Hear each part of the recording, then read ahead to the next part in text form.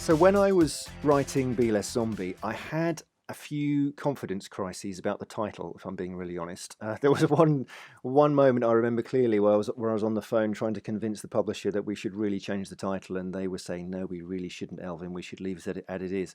But one of the things that I was considering was totally flipping the book and calling it Be More Human rather than Be Less Zombie, because a lot of what we're going to talk about next really comes down to the human condition. And if you spend much time around me, you'll find that one of the things that I bang on about the most is organizations are really groups of people trying to get stuff done.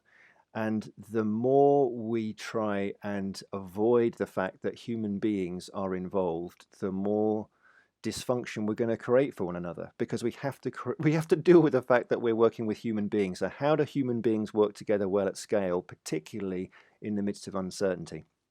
Anyway, I'll get off my horse. But what we do know is that decades of research has proven that stress and anxiety and fatigue are not conducive to creativity in the workplace. And yet, when you look around, these things have largely become synonymous with the normal state of affairs in the workplace. I guess these days people think it comes with the territory. Well, I don't buy that, because so do heart attacks, and I don't think that's a great way of looking at things. And great innovators have known this for a long time, and they deliberately calibrate their organizations so that higher order creativity can show up. And this is a great illustration that Richard Johnson, the book illustrator, put together in a workshop that we were running a little while ago. And this is true.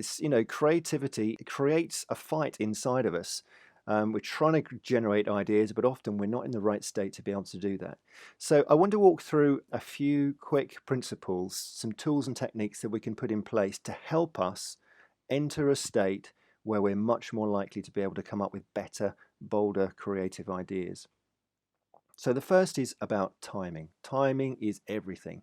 So if we know that stress and anxiety crush creativity, we can be deliberate about focusing creative work into the rhythms of business that are most conducive to creating more original ideas.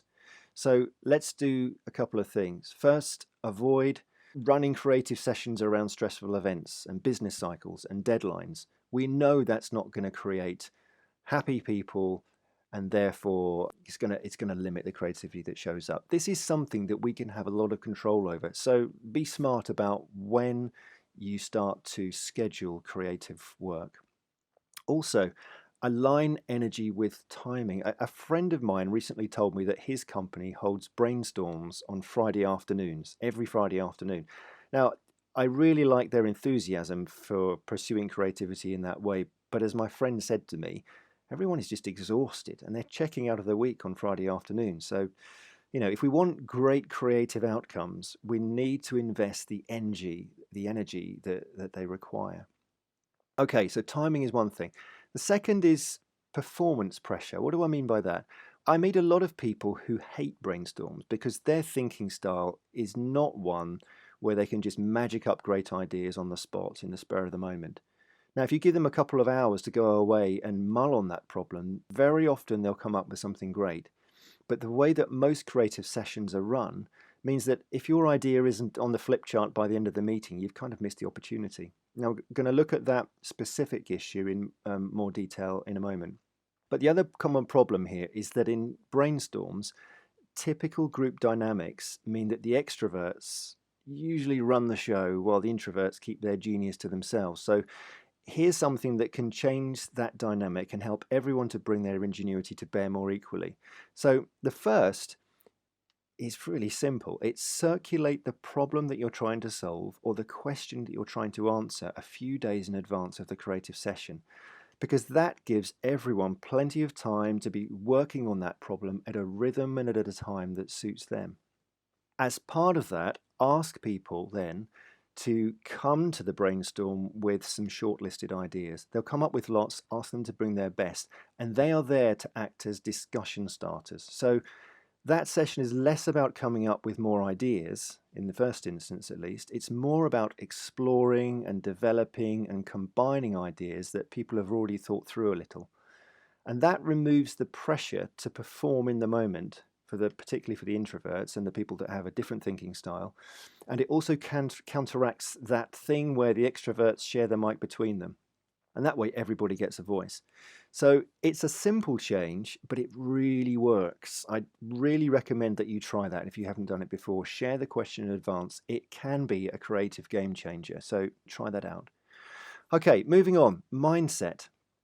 So this builds on what we've just covered, and really we need to be in the right mindset to do our most creative work. And it's not enough just for a manager to say to people, okay, let's switch into a creative mindset, and hey, there are no bad ideas in this room, let's go, and expect people then to just switch on the creative switch. It just, we all know that's not dealing in reality. So as leaders and managers, we need to take some responsibility for helping people enter a more creative state. Now, that's going to look different in every organization. But if, as a leader, you need a higher level of creativity showing up, you need to take initiative, I believe, in a couple of areas. So the first is, are people relaxed or stressed? You know, some of this stuff isn't rocket science, but we kind of gloss over it and don't really pay enough attention to it. But our chemistry is wired to deliver creativity under different conditions. So if we're serious, let's go for it. So what will it take for people to shift gears when they enter the room and put down the busyness and distractions of today and to become more relaxed? Well, a good starting point is to ask your team what would work for them. Now, for some teams I've worked with, it's watching 5 minutes of comedy. It just shifts the gears in your brain. For others, it's breathing exercises. For others, it's just simply leaving the office and having a different environment. But do what works for your team culture to help them transition to a different state and involve them in how that should look. What you don't want is scenes from the TV show The Office where you're trying to be the guy who just does the really awkward stuff. I can't remember his name in the US. In the UK, it's David Brent. Don't do that. Involve the team. Ask them how they would like to kick off a brainstorm session to enter that state that is much more relaxed and not so stressed. Second is fun versus serious. Again, this is not necessarily rocket science, and we ignore it at our peril. So the same applies here. What tone are you trying to set? All of the research proves that fun helps to promote a more childlike approach to creativity, and it gives people the confidence to be vulnerable. And that's going to be really crucial if you're inviting people to propose ideas that challenge the status quo. So again, think about the tone of the meeting that will provide the best creative outcomes, and then involve the team in designing how that tone can show up through the meeting authentically. Now, the reality is you're going to have to play with this. You will probably try 2 or 3 things that fail miserably, but you'll hit on something that works.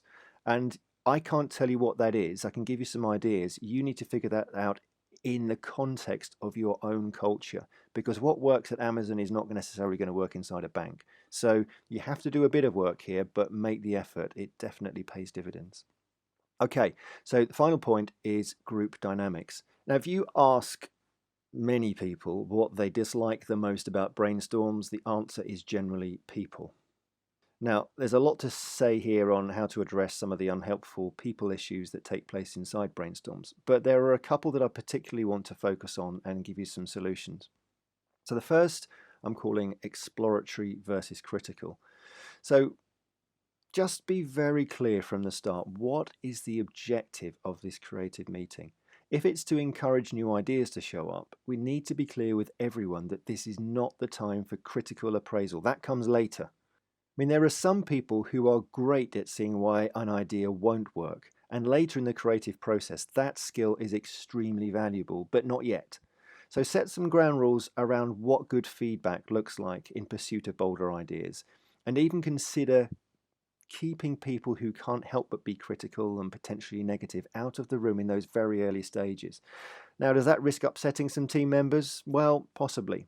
But one way to overcome that is to run some team profiling to help people to see where their strengths in the creative process are. And everybody has some, but not all of them are in the same place. Not everybody actually comes up with great ideas, but they're really great, as I'm saying here, at spotting why an idea won't work. And you need both, but at different times. So running some profiling, and I've got some suggestions of some profiling tools in the book, it can be a really helpful way, because if I know that my superpower is seeing where things won't work, then we can have an open conversation about celebrating that skill and bringing it into play at the right point. And then when, the early brainstorms are happening, my nose is not going to feel put out of joint because I'm not invited, because I know that my value comes later. So this is all good, healthy human being stuff. So don't avoid it. This is where the creative companies go for this stuff. It's difficult and it can be a little bit awkward, but once you get past it, once you're authentic and you're open and you invite conversation around it, you can break through some of this stuff. Okay, so finally in this section on state, boss knows best. If everyone knows that the creative session will always end with a predictable outcome, and it's that of the boss's idea always gets chosen, then the level of creative engagement in the team is going to be really low. And if you're the boss, you need to be really aware of this dynamic and its consequences.